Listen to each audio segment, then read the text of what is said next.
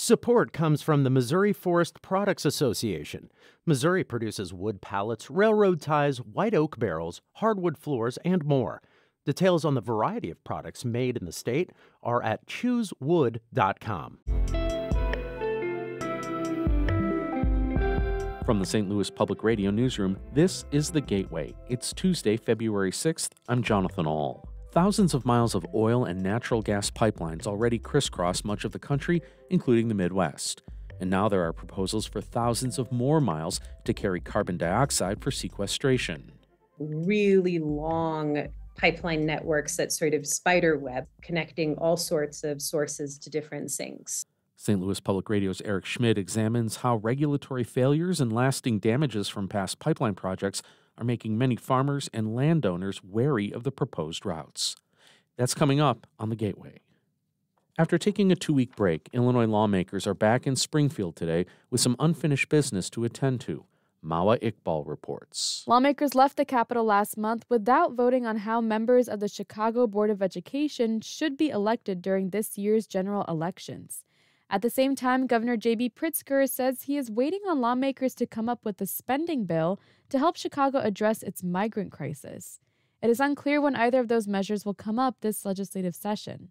Workers' rights groups are also meeting with lawmakers this week to outline their legislative priorities. That includes abolishing the subminimum wage for tipped workers statewide and establishing a $300 child tax credit for families in financial need. I'm Mawa Iqbal. The latest American Community Survey report from the U.S. Census shows brain drain continues in many Midwestern states. The Center for Rural Affairs is a rural advocacy nonprofit organization based in Nebraska focused on economic opportunities. Jillian Linster, the center's interim policy director, says the census numbers are from 2022, and she expects things are trending upward in many places. I know that folks in rural Nebraska are invested in their communities, in revitalizing them, in strengthening them, in welcoming new community members. Employment in rural areas has reached pre-pandemic levels, but some communities are experiencing worker shortages. Experts say workforce dynamics, job availability, opportunities, and pay are a few reasons why people are moving. Illinois Lieutenant Governor Juliana Stratton has launched the state's first ever healing-centered task force. Alex Degman reports. The idea is to ensure that trauma victims have prominent seats at the table as lawmakers craft statewide policies to help them. Stratton says the task force's first meeting included a number of people who have been there and have personal experiences to share. I think we've gotten to a point in our society, at least here in Illinois, where we've said, if we really want to break some of the cyclical and intergenerational aspects of trauma and the harm that it's caused, we have to get to the root. The group will look at mental health services provided in the state and determine how they can be improved. It has a year to submit its report to lawmakers and the governor. I'm Alex Degman. A long-delayed federal trial for a former Illinois lawmaker charged with corruption stalled again yesterday when the accused didn't show up for trial because he was hospitalized. Former Republican state senator and Conservative Party governor candidate Sam McCann is charged with wire fraud, money laundering, and tax evasion in a case that accuses him of misusing campaign funds for his own personal benefit. Capital News Illinois reports McCann was supposed to go back on trial in November, but the trial was delayed when he abruptly fired his court-appointed legal team and said he'd represent himself. McCann's standby attorney told Judge Colleen Lawless yesterday his client was hospitalized, awaiting diagnostic procedures at a hospital in Missouri. Lawless and prosecutors ordered more information from McCann and the hospital. Is Missouri in the Midwest or the South? That's the question researchers asked residents of the Show Me State in a recent poll.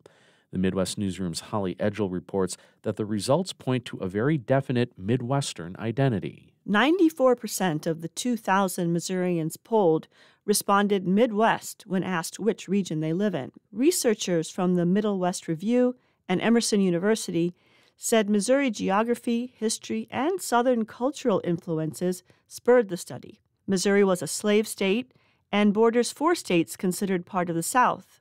The editor of the Middle West Review says the results will be useful to historians, scholars, and policymakers.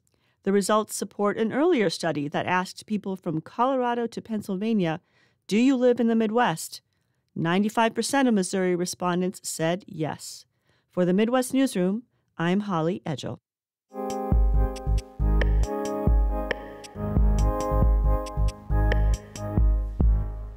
To meet the country's climate goals, the United States must transition away from energy and industry sectors that produce a lot of carbon dioxide. Lawmakers have supported projects to do that, like pipelines to sequester CO2 or distribute hydrogen power. Now, pipeline proposals crisscross the Midwest. St. Louis Public Radio's Eric Schmid reports how past experiences, along with a lack of clear regulation, have left farmers and landowners resistant to more projects.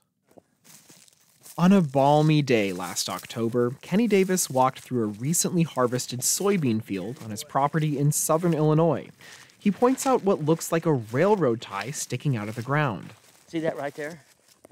That's a big chunk of wood, and I think it's going to be a mat. Yeah, that's a mat. Davis says it's leftover debris from years earlier when the natural gas company Spire built a new pipeline through the middle of his property. They used wooden platforms to support the heavy machinery that installed the pipeline, and he says they left parts of it in his field. See how big a chunk that is? If that would have went through their combine, they'd have done some damage. Davis isn't the only one with damage along the 65-mile route. Further south, Ray Sinclair says the pipeline construction altered the slope of his soybean fields, causing water to pool. This green spot over here is a wet spot that we were not able to plant this spring. It was that wet, it had frogs in it. Sinclair says others have lost productivity too, with some farmers along the route saying their yields have been cut in half. The Illinois Attorney General is suing the company for the damages. Spire disputes the claims. As frustrated as Davis and Sinclair are with Spire, they say government regulators failed to hold the company accountable. The rules and all the regulations are all there, but that's just for looks. Rules like returning the land to the way it was.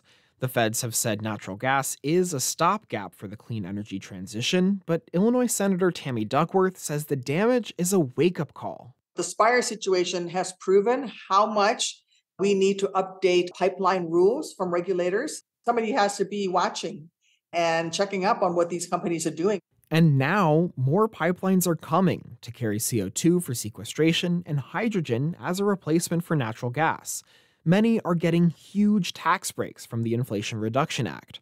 Tara Righetti is a law professor at the University of Wyoming who focuses on carbon sequestration. There has been a collective choice to go down this path. Pretty much all of the modeling shows that carbon removal to some extent is going to be necessary. She says big emitters like ethanol facilities, chemical and power plants need pipelines to connect to places where captured CO2 can be stored. You can't pump the gas underground just anywhere. It takes a certain type of geology. The best places are along the Texas-Louisiana Gulf Coast, Midwest, and Great Plains, often not right next to large polluters. Righetti says that means the current 5,000 miles of CO2 pipeline could grow tenfold. Really long pipeline networks that sort of spider web connecting all sorts of sources to different sinks. She says that initially means construction in mostly rural areas, but these projects have been a hard sell.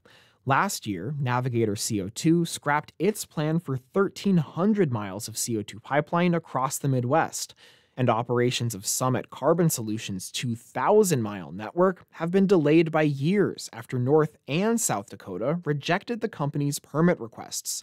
Jared Bosley is a fourth-generation farmer and rancher in northern South Dakota who has fought the pipelines. I mean, we're filling rooms with people, and the consensus is just no, we don't want it. Proponents say the CO2 pipeline projects would extend the life of the ethanol industry, but Bosley says it won't directly benefit farmers, and they shouldn't have to give up their land. You get absolutely nothing from this CO2 thing. Righetti, the law professor, says that's understandable, especially for a new technology. Why should they be bearing those risks personally if they don't have any, individual benefit from it or use of it as well? She says communities where this infrastructure passes through should benefit from it, like getting a share of the billions of dollars these projects stand to generate. I'm Eric Schmid, St. Louis Public Radio. That story was a product of the Mississippi River Basin Ag and Water Desk. The Gateway is a production of St. Louis Public Radio, music by Ryan McNeely of Adult Fur. We're a member-supported service of the University of Missouri, St. Louis. I'm Jonathan Ahl, and from the St. Louis Public Radio newsroom, this has been The Gateway.